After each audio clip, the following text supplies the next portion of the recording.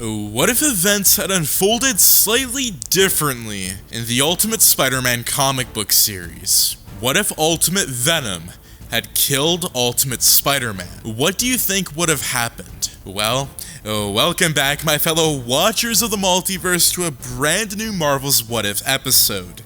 And in today's episode, I'm going to be going over a highly requested Marvel's What If. And this is through the PS2 video game, or the comic books you could say, because it's kind of based on the same thing, and that is what if Ultimate Venom had killed Peter Parker. Now, killing Spider-Man off earlier, what would this do for everybody in the Ultimate Universe? Now, I do know that, with the Oz formula, Spider-Man is immortal within the Ultimate Universe. But that being said, what would happen if Spider-Man's presence wasn't there at the early start of his career as being the web slinger? It definitely would have been different, to say the least. With that being said, my fellow watchers, let's dive into this alternate reality and start manipulating events. To say Peter Parker was having a bad day would be a gross understatement. His relationship with his girlfriend, Mary Jane, was strained, to say the least. She had just broken up with him. He was sad and heartbroken, considering that he was deeply in love with her. Peter wasn't like the regular 16-year-old you see in the neighborhood. He was, sort of. He was quiet, nerdy, had a best friend and a girlfriend, and also lived with his aunt, May Parker. But he was also a superhero, literally. While on a high school field trip to Oscorp Industries, Peter was bitten by a spider, which had exposed to the Oz compound, a prototype super soldier serum. The effect was that Peter was suddenly embedded with purported powers and abilities of a spider. His discovery of his new powers was an exciting period in his life, but he had inadvertently caused the death of his uncle, Ben Parker. Inspired by his uncle's words of great power carrying great responsibility, Parker embarked on a mission to defend the defenseless. Donning a homemade suit and a mask, Peter took the monarch, Spider-Man, swinging around the city and stopping crime in his tracks. In the course of his mission, he battled the Green Goblin, Electro, Dr. Octopus, Rhino, and an imposter. Because of his breakup with Mary Jane, Peter was in his basement that day, crying his heart out, when he drifted around the room and settled on a spot in the wall that he hadn't noticed before. He wiped his eyes with the back of his palm and went to walk. He discovered a door that had obviously been deliberately hidden. He opened it and found several boxes that were labeled Parker. His curiosity led him on, and he opened them and found a videotape. He went to watch the tape and saw his father, Richard Parker, and Eddie Brock Sr. The men were discussing the Venom Project, which was to be a medical breakthrough. He also discovered that he had been good friends with Eddie Brock Jr. while they were both kids. Peter talked to his aunt, May Parker, about the contents of the videotape. She told him that both he and Eddie's parents had died in a plane crash. She advised him to meet up with Eddie Brock Jr. and give him a copy of the tape. Hopefully, that would help themselves find answers. Location, ESU. Peter Parker was taking in the beautiful scenery of the university campus. With directions from students, Peter Parker successfully found the dorm room of Eddie Brock. The two hit it off real quick. Eddie took Peter out to get some coffee. They bonded over small talk, and Eddie told Peter about the academic, financial, and romantic difficulties in going to the university. About that, Parker talked about his own love life. He mentioned his breakup with MJ, and Eddie counseled him, saying that in a few years, Peter would not even remember her name. Conversation soon shifted to their dead parents. Eddie mentioned that he had a hard time remembering what his parents even looked like. Peter then took out the videotape and showed it to Eddie. Brock held the tape in his hands and even began tearing up. He said that it was the nicest thing anyone had ever done for him. After a moment of silence, Peter then said that the tape contained some weird information about a project that their parents were working on before they died. They called it the Venom Project. On hearing that, Eddie removed a dollar bill from his pocket and slapped it on the table. He then got up and asked Peter to follow him. A few minutes later, Peter and Eddie were standing in a lab at Reed Richards Science Center on the school campus. Eddie then opened a refrigerated locker, exposing a transparent black beaker that contained a black goo. Parker asked, "What the hell was that?" And Eddie replied that it was their inheritance. Peter looked in wonder at what it was in the beaker. He asked Eddie again what it was, and Eddie mentioned that it was called by their parents the suit. Peter looked at him quizzically, so Eddie kept on explaining. He stated that their parents had been working on a cure for cancer. The job of the suit was to take over a person's biology temporarily and find out problems within the human body and solve it using natural resources. Richard Parker and Eddie Brock Sr. had been working on a phase 2 of the project, but they had run out of funds, so they had to work for Trask Industries.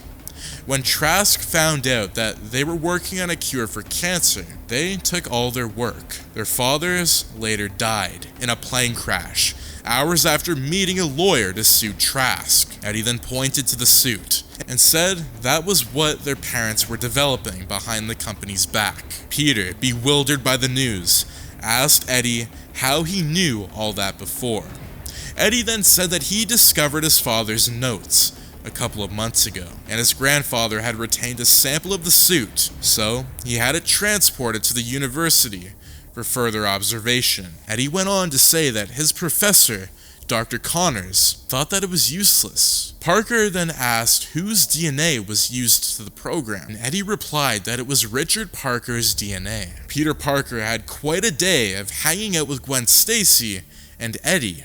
They were quite fun to be with, and they made him forget about his breakup with MJ. He had watched another tape of his father at home, where his father was narrating how angry he was at Trask Industries for taking all the things they needed to finish the suit. He said that all they wanted to do was help people who were sick. Feeling angry himself, Peter had now decided to steal the symbiote suit and finish developing it. This was why he was currently in the science lab at ESU, hours after. He had broken in while he was conducting tests on the symbiote.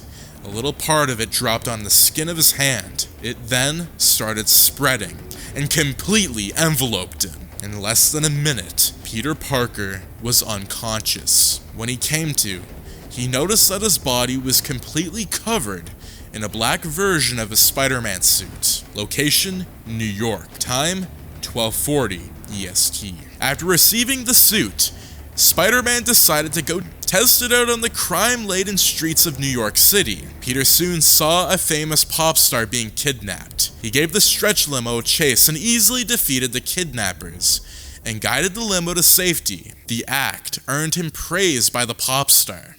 He then moved on and found an old nemesis, the Shocker. He was back to his villainous activities because he was actually robbing a bank when Spider-Man found him. The Shocker's powers were no match for Peter's symbiote upgraded suit, and Peter easily dispatched him. Peter then witnessed another crime. This time, a man had just murdered another person in cold blood. The incident made Peter remember the cruel death of Uncle Ben. In a fit of rage, Parker charged at the man. The suit amplified Peter's anger, and he nearly killed the man. Peter fought against his instincts and managed to get himself under control. He then began thinking about Uncle Ben, and he fell from a building onto some electrical cables. The resultant electrocution knocked himself unconscious. When Peter came to, he realized that the electrocution had destroyed the symbiote suit that had covered him, so he was now free once more. He then realized that the symbiote suit was actually dangerous, and even he had barely been able to control it. It was only a stroke of luck that saved him. Eddie Brock Jr. was in his dorm room with Gwen Stacy. They were having a good time talking about various projects until Eddie decides to make a move at Gwen. Gwen immediately rejected his advances and picked up her bag and left his room, angrily. Frustrated, Eddie turned on the TV to watch the news. He saw the recent articles of Spider-Man on the streets of New York. He instantly figured what was happening. Peter had somehow let Spider-Man have control of the symbiote suit. He quickly left his dorm room and raced to Reed Richards' science center. In the laboratory, he saw a beat-up Peter trying to steal the rest of the symbiote.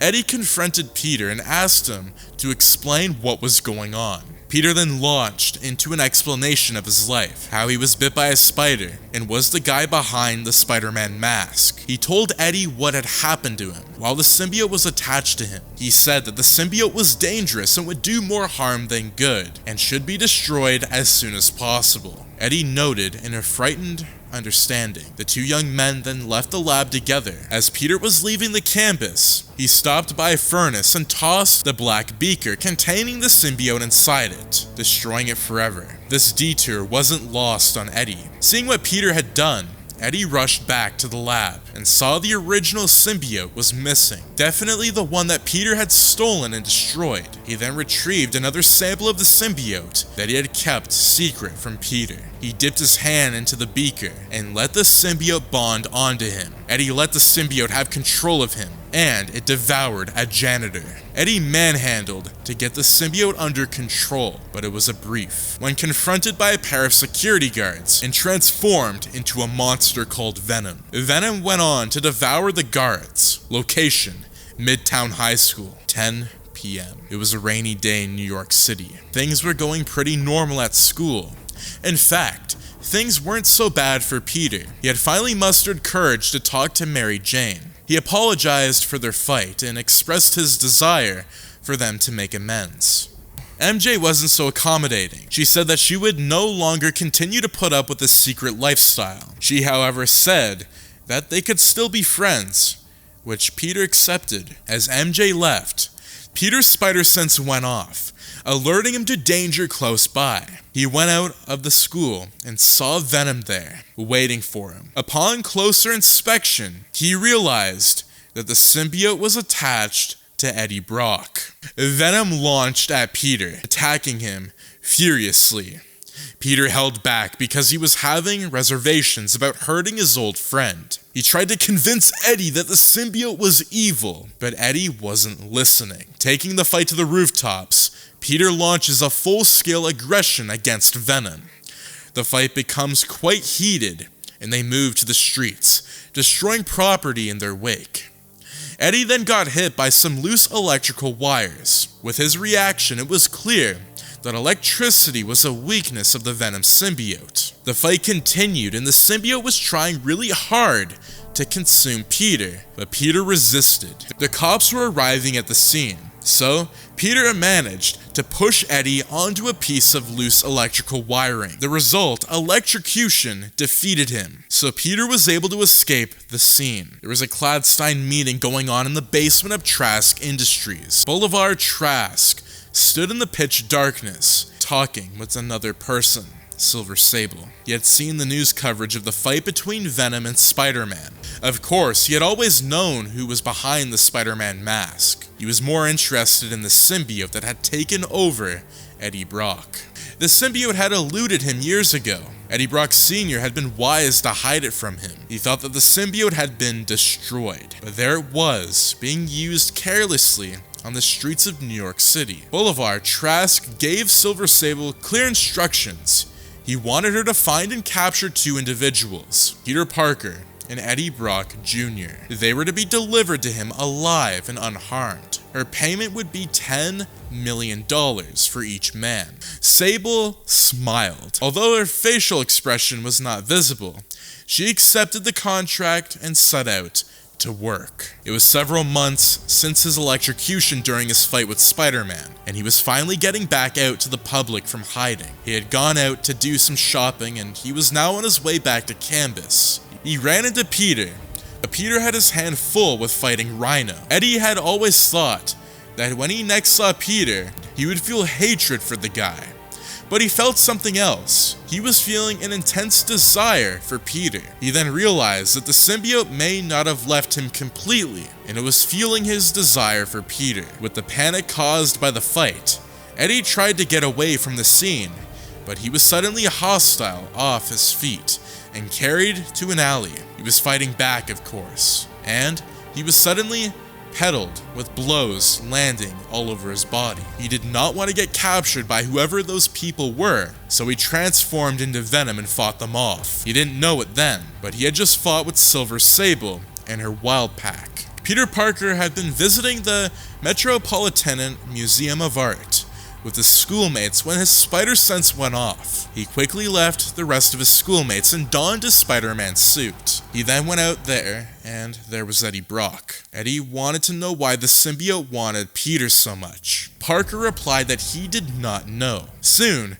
the two men were confronted by Silver Sable and her Wild Pack. Adequately prepared for Venom, the team beat Eddie into submission. When they focused their attention on Peter, Silver Sable told them that there was no hard feelings, for she was simply doing her job. The entire team descended on Peter, and there was no way he could have managed them all. They succeeded in knocking him out. Location: Trask Industries. Time: 12 at night. Peter woke up to find himself in a containment chamber. His hands and legs were shackled to the wall. Staring at him behind a blast-proof glass door was Boulevard Trask. Boulevard introduced himself to Peter. He expressed satisfaction at having a son of Richard Parker in his custody. Parker tried getting out of the shackles, but it was to no use. Trask said that Richard Parker had been a pain in the ass after the Venom project was seized, and now his son was turning out to be quite the headache because he was Spider-Man. Trask went on to tell Peter that he was probably wondering why the symbiote desired him so much. He explained that it was because the late Richard Parker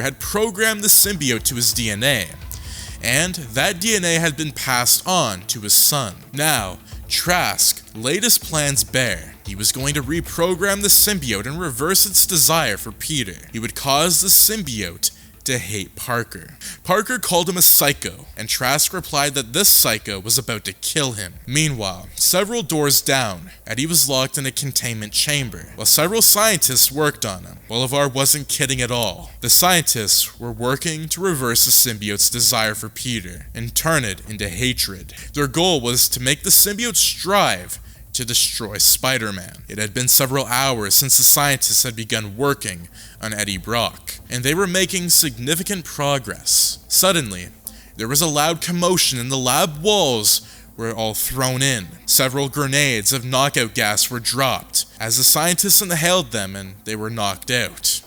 Meanwhile, several doors down, Peter Parker's shackles were automatically released. Apparently, the security of the building had been compromised. He left his room and rushed to the scene to find out what was going on. He reached the scene and saw that Eddie Brock was fighting with the Beetle. While trying to get away from the facility, Eddie fully transformed into the Venom symbiote and attacked the Beetle, but the Beetle cut one of his tendrils and tried to get away. Venom gave him a chase, and Peter immediately followed. Venom managed to catch up with the Beetle on the streets of Manhattan. The two fought in the middle of Times Square, but the Beetle was no match for Venom. Spider-Man then showed up and began attacking Venom, because Venom was eating humans for strength. Then, Venom unleashed its fury on Spider-Man, attacking him furiously. Venom pelted Peter with punches until Peter's super strength began to wane. Peter was getting weaker by the second, but Venom did not stop. Then, the symbiote did what it had always wanted to do. It unlatched itself from Eddie Brock and bonded to Peter Parker. Parker weakly resisted Venom, but it was no use. The symbiote had fully taken control of Peter's body, then it killed him by stopping his heart. To the horror of Eddie Brock, the symbiote left Peter's dead body and bonded back to him. Venom then turned on the Beetle, who quickly flew away. Almost immediately, the Ultimates led by Nick Fury arrived in full battle gear. Thor used his lightning bolt and struck Eddie. The bolt of electricity struck him and subdued him immediately. The cops had arrived, so the Ultimates secured the unconscious Eddie Brock and took him away to S.H.I.E.L.D. headquarters before they were all apprehended.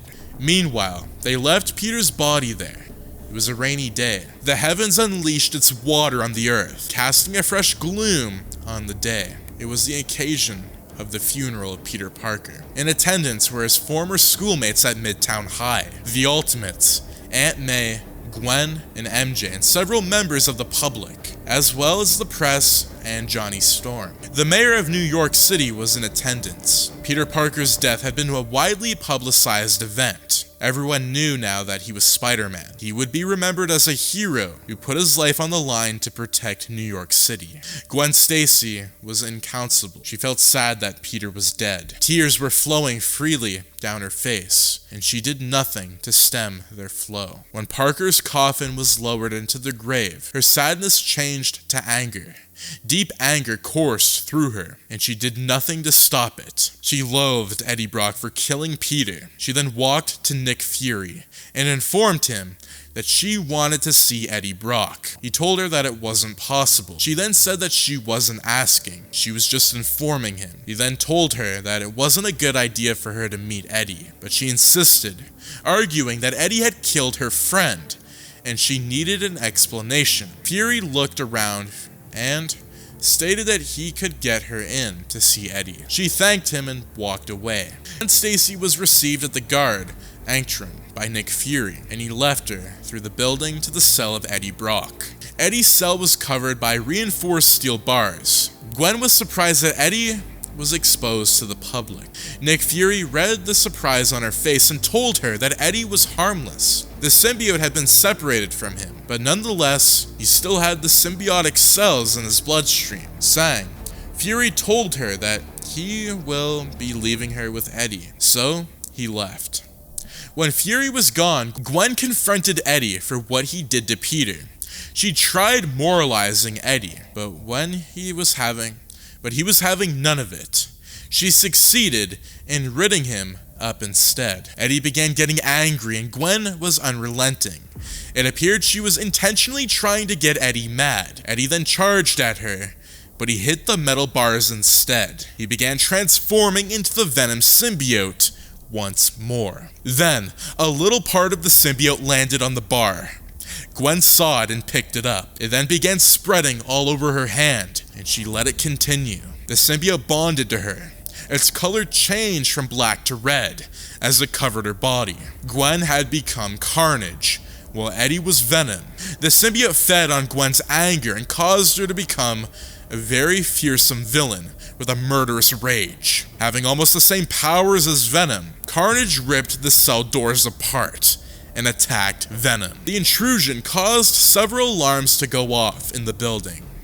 Carnage and Venom engaged in a fierce battle all over the building. The two were equally with strength, so none of them had the upper hand. SHIELD agents tried their best to subdue the two symbiotes, but were largely unsuccessful. Carnage and Venom even found time in the middle of their fight to devour some SHIELD agents, and that gave them increased strength to grow larger and stronger. They were halfway through destroying most of the building when the Ultimates arrived and tried attacking them. They weren't getting anywhere with stopping the symbiotes, so Nick Fury asked Thor to use his lightning bolts on them. Thor did so, but the symbiotes were too great to adversely affect them. Iron Man asked Thor if that was all he got. Fury then told Thor not to bar any holds. He was to unleash the fury of the heavens on the symbiotes. Thor warned that the electrical bolts may be too much for the symbiotes and their hosts. Fury said that the combatants had to be stopped one way or another, so Thor should go ahead with the blast, even if it kills Eddie and Gwen. Thor then struck a blinding flash of lightning at the symbiotes that seemed to do the trick. The symbiotes were gone in a flash. The bolt had basically fried both of them. Then the black goo had disappeared from their skin, but when Fury checked their pulses, he found out that they were both dead. Guilt-stricken, Thor took both Gwen and Eddie into the building to the medical bay. The doctors did their best, but they couldn't be revived. Fury then said that he will be the one to contact their relatives to give them the news. And they all stood there in the medical bay as they watched their bodies. The Ultimates had tears in their eyes, knowing that Peter was dead, Eddie was dead, and Gwen Stacy was now dead. And that is going to be what if Ultimate Venom had killed Ultimate Spider-Man within the Ultimate comic book universe, or in the Ultimate PS2 video game. Although this storyline took a lot of the comics and kind of twisted it near the end, I think it was a very interesting storyline. And that being said, I do want to say thank you so much for requesting this video to be made. This was in the works for quite some time, as I did tease this in January of this year. And I do want to say also that there's another storyline that I have within the Ultimate Universe that I know everybody's going to enjoy, and that is Marvel Zombies Redemption. I'm actually planning on making a, video version of that, but I feel like if I do end up doing that it might take away from the animated series that's going to be coming out later on, because that also has to do with, Peter getting the symbiote from the, facility, and that's going to go into a different story completely, because, Peter's going to be able to control that symbiote, and that story is actually fully completed, so that's going to be a very interesting storyline as well. But that being said, I do want to say thank you so much for tuning into today's video, and if you guys do enjoy, do make sure to subscribe, like, share, and turn those notifications on so you and your friends are all up to date with the latest content. Thank you so much for tuning in, and I'll see you in the next video. Peace out.